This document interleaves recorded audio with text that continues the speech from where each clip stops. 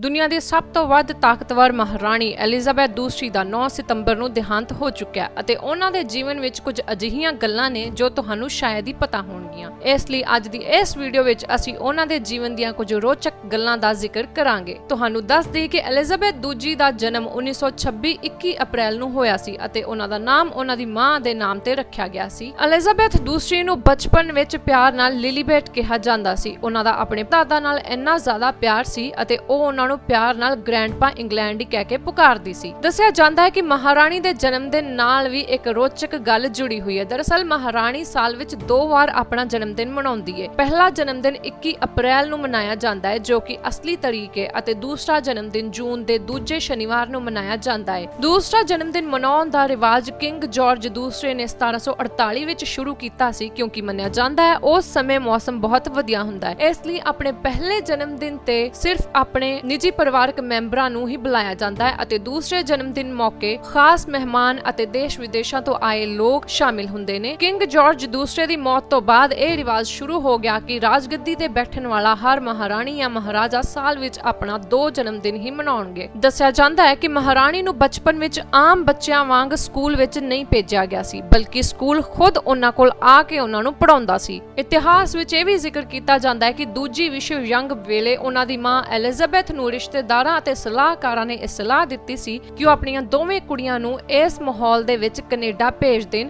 ਜਿਸ ਤੇ ਉਹਨਾਂ ਦੀ ਮਾਂ ਨੇ ਸਾਫ਼ ਇਨਕਾਰ ਕਰਦਿਆਂ ਕਿਹਾ ਸੀ ਕਿ ਬੱਚੀਆਂ ਉਸ ਤੋਂ ਬਗੈਰ ਨਹੀਂ ਜਾਣਗੀਆਂ, ਉਹ ਕਿੰਗ ਤੋਂ ਬਗੈਰ ਨਹੀਂ ਜਾਵੇਗੀ ਤੇ ਕਿੰਗ ਤਾਂ ਕਦੀ ਵੀ ਨਹੀਂ ਜਾਏਗਾ। ਇਸ ਤੋਂ ਬਾਅਦ ਮਹਾਰਾਣੀ ਐਲਿਜ਼ਾਬੈਥ ਤੇ ਉਹਨਾਂ ਦੀ ਭੈਣ ਨੇ ਫੌਜ ਵਿੱਚ ਨੌਕਰੀ ਸ਼ੁਰੂ ਕਰ ਦਿੱਤੀ। ਦੱਸਿਆ ਜਾਂਦਾ ਹੈ ਕਿ ਉਹਨਾਂ ਨੇ ਫੌਜ ਵਿੱਚ ਟਰੱਕ ਡਰਾਈਵਰ ਅਤੇ ਮਕੈਨਿਕ ਦੀ ਨੌਕਰੀ ਕੀਤੀ ਸੀ ਜਿਸ ਵੇਲੇ ਉਹਨਾਂ ਦੀ ਉਮਰ ਸਿਰਫ 18 ਸਾਲ ਸੀ ਅਤੇ ਮਹਾਰਾਣੀ ਨੂੰ ਫੌਜ ਵੱਲੋਂ ਆਨਰੇਰੀ ਜੂਨੀਅਰ ਕਮਾਂਡਰ ਦੀ ਪਦਵੀ ਦਿੱਤੀ ਗਈ ਸੀ। ਇਸ ਪਿੱਛੋਂ 1947 ਵਿੱਚ ਉਹਨਾਂ ਦਾ ਕਿੰਗ ਫਿਲਿਪ ਨਾਲ ਵਿਆਹ ਹੋ ਗਿਆ ਅਤੇ ਦੱਸਿਆ ਜਾਂਦਾ ਹੈ ਕਿ 13 ਸਾਲ ਦੀ ਉਮਰ ਤੋਂ ਹੀ ਮਹਾਰਾਣੀ ਫਿਲਿਪ ਨੂੰ ਪਸੰਦ ਕਰਦੀ ਸੀ ਅਤੇ 3 ਵਾਰ ਰਾਇਲ ਨੇਵਲ ਕਾਲਜ ਵਿੱਚ ਫਿਲਿਪ ਨੂੰ ਮਿਲਣ ਤੋਂ ਬਾਅਦ ਉਹਨਾਂ ਦੇ ਪਿਆਰ ਵਿੱਚ ਪੈ ਗਈ ਸੀ, ਜਿਸ ਤੋਂ ਬਾਅਦ ਦੋਹਾਂ ਵਿਚਕਾਰ ਚਿੱਠੀਆਂ ਲਿਖਣ ਦਾ ਸਿਲਸਿਲਾ ਸ਼ੁਰੂ ਹੋ ਗਿਆ। 21 ਸਾਲ ਦੀ ਉਮਰ ਵਿੱਚ ਦੋਵਾਂ ਦੀ ਮੰਗਣੀ ਹੋ ਗਈ ਜਿਸ ਤੇ ਰਿਸ਼ਤੇਦਾਰਾਂ ਅਤੇ ਸਲਾਹਕਾਰਾਂ ਵੱਲੋਂ ਵਿਰੋਧ ਜਤਾਇਆ ਗਿਆ ਕਿਉਂਕਿ ਦੱਸਿਆ ਜਾਂਦਾ ਹੈ ਕਿ ਕਿੰਗ ਫਿਲਿਪ ਵਿਦੇਸ਼ੀ ਜੰਪਲ ਸੀ ਅਤੇ ਫਿਲਿਪ ਦੇ ਜੀਜਾ ਦਾ ਉਸ ਸਮੇਂ ਜਰਮਨ ਦੇ ਨਾਜ਼ੀਆਂ ਨਾਲ ਸੰਬੰਧ ਸੀ। ਨਾਲ ਹੀ ਦੱਸਿਆ ਜਾਂਦਾ ਹੈ ਕਿ ਫਿਲਿਪ ਗ੍ਰੀਸ ਅਤੇ ਡੈਨਮਾਰਕ ਦੇ ਨਵਾਬ ਸੀ, ਪਰ ਫਿਰ ਵੀ ਕਿੰਗ ਜਾਰਜ ਦੇ ਸਲਾਹਕਾਰਾਂ ਅਨੁਸਾਰ ਫਿਲਿਪ ਅਜਿਹਾ ਰਾਜਾ ਸੀ ਜਿਸ ਦਾ ਨਾ ਤਾਂ ਕੋਈ ਘਰ ਸੀ ਅਤੇ ਨਾ ਹੀ ਕੋਈ ਰਾਜ ਸੀ। ਇਸ ਦੇ ਬਾਵਜੂਦ ਵੀ 1947 ਵਿੱਚ ਦੋਹਾਂ ਦਾ ਵਿਆਹ ਹੋ ਗਿਆ ਜਿਸ ਵਿਆਹ ਦੇ ਵਿੱਚ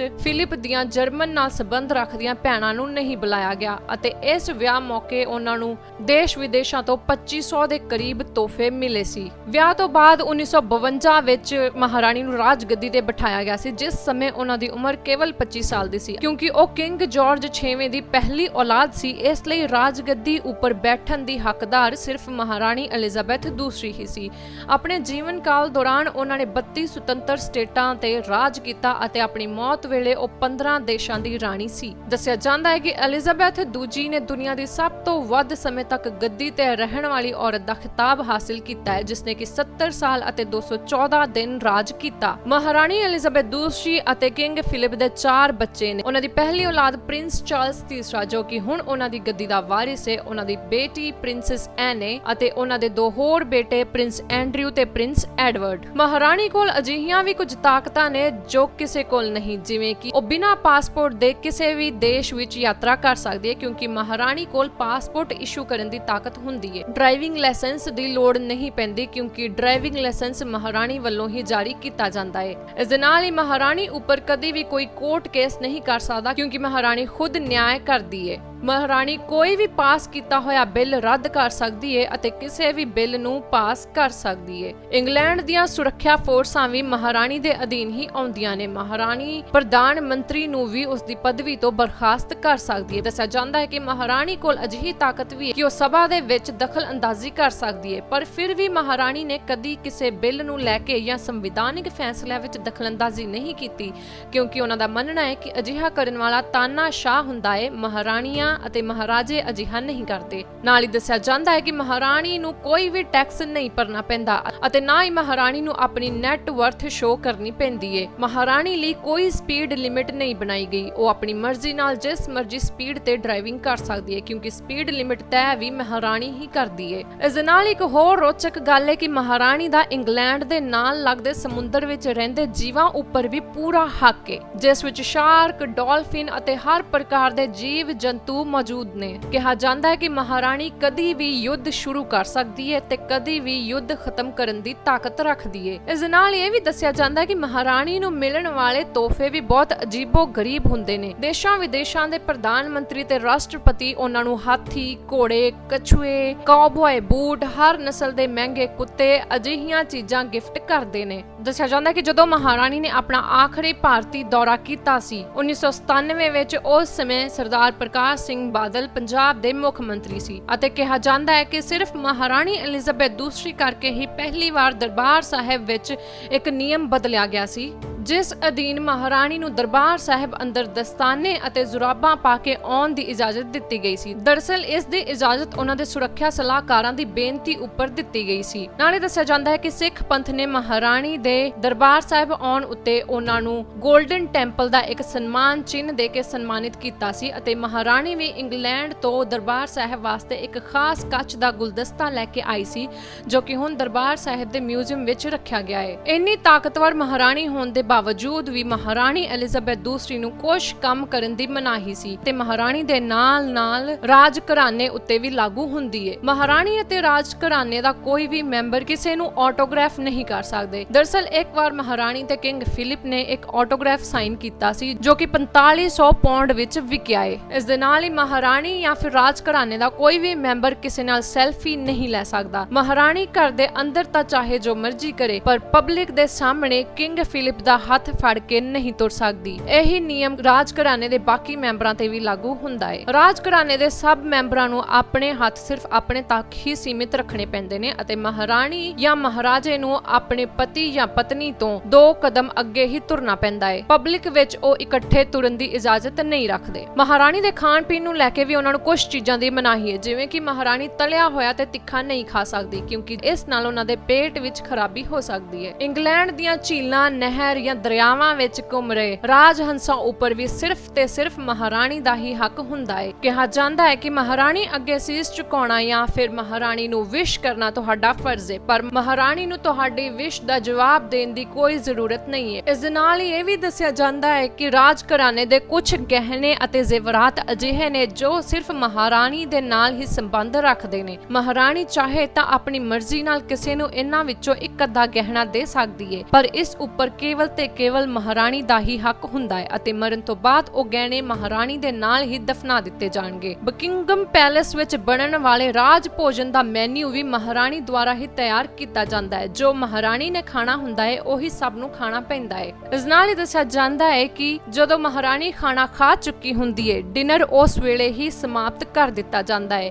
ਮਹਾਰਾਣੀ ਦੀ ਗੱਦੀ ਦੇ 6 ਪਹਿਲੇ ਵਾਰਿਸ ਮਹਾਰਾਣੀ ਦੀ ਮਰਜ਼ੀ ਤੋਂ ਬਿਨਾਂ ਵਿਆਹ ਨਹੀਂ ਕਰਵਾ ਸਕਦੇ। ਮਹਾਰਾਣੀ ਦੀ ਗੈਸਟ ਲਿਸਟ ਦੇ ਵਿੱਚ 13 ਗੈਸਟ ਕਦੀ ਵੀ ਮੌਜੂਦ ਨਹੀਂ ਹੋਣਗੇ ਕਿਉਂਕਿ ਇਹ ਮਹਾਰਾਣੀ ਲਈ ਅਨਲੱਕੀ ਨੰਬਰ ਮੰਨਿਆ ਜਾਂਦਾ ਹੈ। ਜੇ ਕਦੀ ਅਜਿਹੀ ਨੌਬਤ ਆ ਜਾਏ ਕਿ ਮਹਾਰਾਣੀ ਦੁਆਰਾ ਆਯੋਜਿਤ ਕੀਤੇ ਪ੍ਰੋਗਰਾਮ ਵਿੱਚ 13 ਗੈਸਟ ਸ਼ਾਮਿਲ ਹਨ ਤਾਂ ਜਾਂ ਫਿਰ ਇੱਕ ਨੂੰ ਵਧਾ ਦਿੱਤਾ ਜਾਂਦਾ ਹੈ ਜਾਂ ਫਿਰ ਇੱਕ ਗੈਸਟ ਦਾ ਨਾਮ ਕੱਟ ਦਿੱਤਾ ਜਾਂਦਾ ਹੈ। ਇਸ ਦੇ ਨਾਲ ਹੀ ਮਹਾਰਾਣੀ ਨੂੰ ATM ਵਿੱਚ ਨਹੀਂ ਜਾਣਾ ਪੈਂਦਾ ਕਿਉਂਕਿ ਉਸ ਦੇ ਪੈਲੇਸ ਵਿੱਚ ਉਸ ਦਾ ਇੱਕ ਨਿੱਜੀ ATM ਰੱਖਿਆ ਗਿਆ ਹੈ। ਮਹਾਰਾਣੀ ਦੇ ਦਸਤਾਨਿਆਂ ਨਾਲ ਜੁੜੀ ਵੀ ਇੱਕ ਰੋਚਕ ਤੱਥ ਹੈ ਕਿ ਚਾਹੇ ਗਰਮੀ ਹੋਵੇ, ਸਰਦੀ ਹੋਵੇ ਜਾਂ ਫਿਰ ਕਿਹੋ ਜਿਹਾ ਮਰਜ਼ੀ ਮੌਸਮ ਹੋਵੇ, ਮਹਾਰਾਣੀ ਆਪਣੇ ਦਸਤਾਨੇ ਨਹੀਂ ਉਤਾਰ ਸਕਦੀ ਕਿਉਂਕਿ ਮਹਾਰਾਣੀ ਨੂੰ ਬਹੁਤ ਤਰ੍ਹਾਂ ਦੇ ਲੋਕਾਂ ਨਾਲ ਹੱਥ ਮਿਲਾਉਣਾ ਪੈਂਦਾ ਹੈ ਅਤੇ ਦਸਤਾਨੇ ਪਾਉਣ ਨਾਲ ਉਸ ਦੇ ਹੱਥਾਂ ਨੂੰ ਜਰਮਸ ਨਹੀਂ ਚੜ੍ਹਦੇ। ਇਸ ਦੇ ਨਾਲ ਹੀ ਰਾਜ ਘਰਾਣੇ ਦੀਆਂ ਔਰਤਾਂ ਲੱਤਾਂ ਕ੍ਰਾਸ ਕਰਕੇ ਨਹੀਂ ਬੈਠ ਸਕਦੀਆਂ, ਉਹਨਾਂ ਨੂੰ ਸਿੱਧੀਆਂ ਲੱਤਾਂ ਰੱਖ ਕੇ ਹੀ ਬੈਠਣਾ ਪੈਂਦਾ ਹੈ ਅਤੇ ਲੱਤਾਂ ਕ੍ਰਾਸ ਕਰਕੇ ਬੈਠਣਾ ਰਾਜ ਘਰਾਣੇ ਦੀਆਂ ਔਰਤਾਂ ਦੇ ਨਿਯਮਾਂ ਦੇ ਖਿਲਾਫ ਹੈ। ਦੱਸਿਆ ਜਾਂਦਾ ਹੈ ਕਿ ਮਹਾਰਾਣੀ ਦੇ ਖਾਣ ਨਾਲ ਵੀ ਇੱਕ ਰੋਚਕ ਤੱਥ ਜੁੜਿਆ ਹੋਇਆ ਹੈ। ਮਹਾਰਾਣੀ ਜਦੋਂ ਖਾਂਦੀ ਹੈ ਤਾਂ ਉਹ ਕਿਸੇ ਨਾਲ ਗੱਲ ਨਹੀਂ ਕਰ ਸਕਦੀ।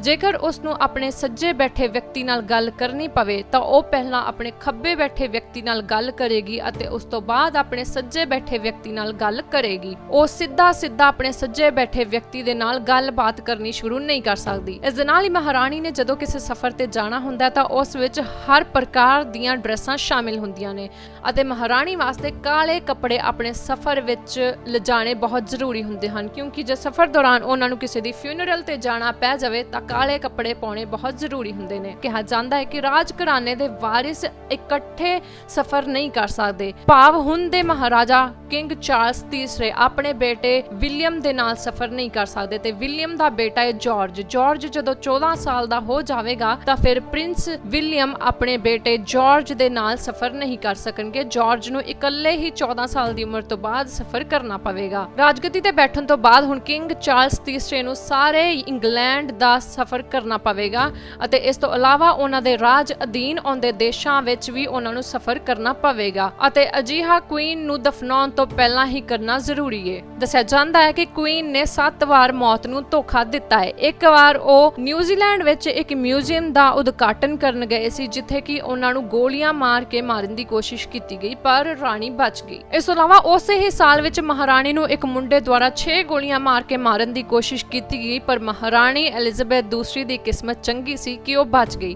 ਜਦੋਂ ਉਸ ਮੁੰਡੇ ਤੋਂ ਪੁੱਛਿਆ ਗਿਆ ਕਿ ਉਸਨੇ ਅਜਿਹਾ ਕਿਉਂ ਕੀਤਾ ਤਾਂ ਉਸ ਦਾ ਕਹਿਣਾ ਸੀ ਕਿ ਮੈਂ ਫੇਮਸ ਹੋਣਾ ਚਾਹੁੰਦਾ ਸੀ, ਜਿਸ ਤੋਂ ਬਾਅਦ ਪੁਲਿਸ ਨੇ ਚੰਗੀ ਤਰ੍ਹਾਂ ਉਹਨੂੰ ਸਾਰੇ ਕਿਤੇ ਫੇਮਸ ਕਰ ਦਿੱਤਾ। 1970 ਵਿੱਚ ਮਹਾਰਾਣੀ ਆਪਣੇ ਪਤੀ ਕਿੰਗ ਫਿਲਿਪ ਨਾਲ ਯਾਤਰਾ ਕਰ ਰਹੀ ਸੀ, ਜਿਸ ਦੌਰਾਨ ਟ੍ਰੇਨ ਦੇ ਪਟੜੀ ਅੱਗੇ ਲੱਕੜ ਦੇ ਬਾਲੇ ਰੱਖ ਦਿੱਤੇ ਗਏ ਤਾਂ ਕਿ ਟ੍ਰੇਨ ਪਟੜੀ ਤੋਂ ਉਤਰ ਜਾਵੇ, ਪਰ ਟ੍ਰੇਨ ਇੰਨੀ ਹੌਲੀ ਸੀ ਕਿ ਉਹ ਲੱਕੜੀ ਦੇ ਬਾਲਿਆਂ ਤੋਂ ਪਹਿਲਾਂ ਹੀ ਰੁਕ ਗਈ, ਜਿਸ ਕਰਕੇ ਮਹਾਰਾਣੀ ਦੀ ਜਾਨ ਬਚ ਗਈ। ਇਸ ਤੋਂ ਇਲਾਵਾ ਇੱਕ ਭਾਰਤੀ ਮੂਲ ਦੇ ਲੜਕੇ ਨੇ ਮਹਾਰਾਣੀ ਤੋਂ 1919 ਵਿੱਚ ਹੋਏ ਜਲਿਆਂਵਾਲੇ ਬਾਗ ਕਾਂਡ ਦਾ ਬਦਲਾ ਲੈਣ ਵਾਸਤੇ ਇੱਕ ਵੀਡੀਓ ਜਾਰੀ ਕੀਤੀ ਕਿ ਉਹ ਮਹਾਰਾਣੀ ਤੋਂ 1919 ਜਲਿਆਂਵਾਲੇ ਬਾਗ ਦਾ ਬਦਲਾ ਲਏਗਾ ਤੇ ਮਹਾਰਾਣੀ ਨੂੰ ਮਾਰ ਦੇਗਾ।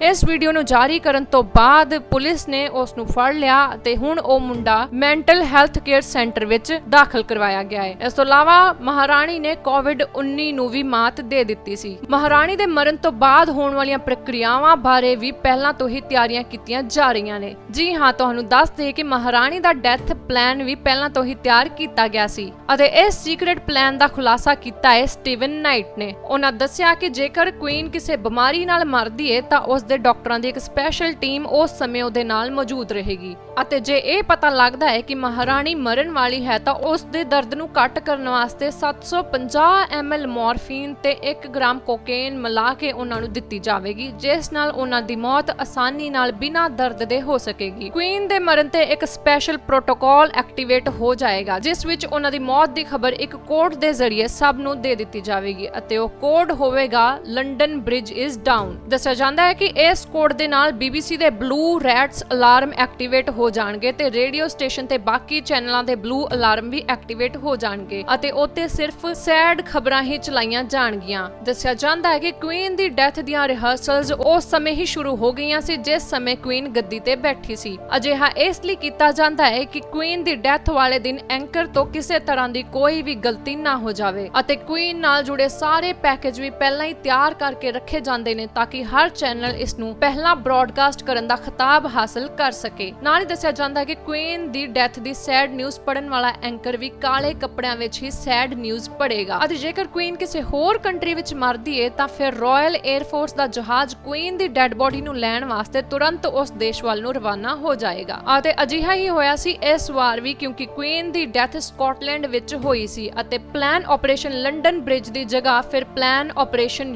ਯੂਨੀਕੋਰਨ ਅਮਲ ਵਿੱਚ ਲਿਆਂਦਾ ਗਿਆ ਸੀ। ਦੱਸਿਆ ਜਾਂਦਾ ਹੈ ਕਿ ਮਹਾਰਾਣੀ ਦੀ ਡੈਡ ਬੋਡੀ ਨੂੰ 5 ਦਿਨਾਂ ਤੱਕ ਸੰਸਦ ਵਿੱਚ ਰੱਖਿਆ ਜਾਏਗਾ। 5 ਦਿਨਾਂ ਬਾਅਦ 4 ਦਿਨ ਵਾਸਤੇ ਲੋਕ ਮਹਾਰਾਣੀ ਦੇ ਸਰੀਰ ਦੇ ਦਰਸ਼ਨ ਕਰ ਸਕਦੇ ਨੇ। ਇਸ ਤਰ੍ਹਾਂ ਮਹਾਰਾਣੀ ਦੀ ਮੌਤ ਦਾ ਸੋਗ ਪੂਰੇ ਯੂਨਾਈਟਿਡ ਕਿੰਗਡਮ ਵਿੱਚ 12 ਦਿਨ ਤੱਕ ਮਨਾਇਆ ਜਾਏਗਾ ਅਤੇ ਫਿਰ ਉਸ ਤੋਂ ਬਾਅਦ ਮਹਾਰਾਣੀ ਨੂੰ ਉਸ ਦੇ ਘਰ ਵਾਲੇ ਦੇ ਬਗਲ ਵਿੱਚ ਹੀ ਦਫਨਾ ਦਿੱਤਾ ਜਾਵੇਗਾ ਜੋ ਕਿ ਰਾਇਲ ਵਾਲਟ ਵਿੰਡਸਰ ਵਿੱਚ ਸਥਾਪਿਤ ਹੈ। ਤੁਹਾਨੂੰ ਦੱਸ ਦਈਏ ਕਿ ਮਹਾਰਾਣੀ ਐਲਿਜ਼ਾਬੈਥ ਦੂਸਰੀ ਦੀ ਮੌਤ ਬੈਲਮੋਰਲ ਕਾਸਲ ਸਕਾਟਲੈਂਡ ਵਿੱਚ ਹੋਈ ਸੀ। ਇਸ ਸਮੇਂ ਕਿਹਾ ਜਾਂਦਾ ਹੈ ਕਿ UK ਦਾ ਫਲੈਗ ਤਾਂ ਝੁਕ ਜਾਏਗਾ ਪਰ ਰਾਇਲ ਫਲੈਗ ਨਹੀਂ ਝੁਕੇਗਾ ਕਿਉਂਕਿ ਅਗਲੀ ਗੱਦੀ ਦਾ ਵਾਰਿਸ ਉਸੇ ਸਮੇਂ ਗੱਦੀ ਤੇ ਬਿਠਾ ਦਿੱਤਾ ਜਾਂਦਾ ਹੈ। ਕਿਹਾ ਜਾਂਦਾ ਹੈ ਕਿ ਮਹਾਰਾਣੀ ਦੀ ਮੌਤ ਦੇ ਸਮੇਂ ਹੀ ਕਰੰਸੀ ਛਪਣੀ ਬੰਦ ਹੋ ਜਾਏਗੀ ਜਿਸ ਵਿੱਚ 15 ਦੇਸ਼ਾਂ ਦੀ ਕਰੰਸੀ ਸ਼ਾਮਿਲ ਹੈ ਅਤੇ ਉਸੇ ਸਮੇਂ ਕਰੰਸੀ ਤੇ ਨਵੇਂ ਬਣੇ ਰਾਜਾ ਜਾਂ ਮਹਾਰਾਣੀ ਦੀ ਫੋਟੋ ਛਪਣੀ ਸ਼ੁਰੂ ਹੋ ਜਾਏਗੀ। ਮਹਾਰਾਣੀ ਨੂੰ ਮਿਲਣ ਵਾਲੀਆਂ ਇਹ ਸਾਰੀਆਂ ਸੁਵਿਧਾਵਾਂ ਦਾ ਲਾਭ ਹੁਣ ਨਵਾਂ ਬਣਿਆ ਕਿੰਗ ਚਾਰਲਸ ਤੀਸਰਾ ਉਠਾਏਗਾ ਅਤੇ ਮਹਾਰਾਣੀ ਨੂੰ ਮਿਲਣ ਵਾਲੀਆਂ ਸਾਰੀਆਂ ਤਾਕਤਾਂ ਦਾ ਪ੍ਰਯੋਗ ਵੀ ਕਿੰਗ ਚਾਰਲਸ ਤੀਸਰਾ ਹੀ ਕਰੇਗਾ।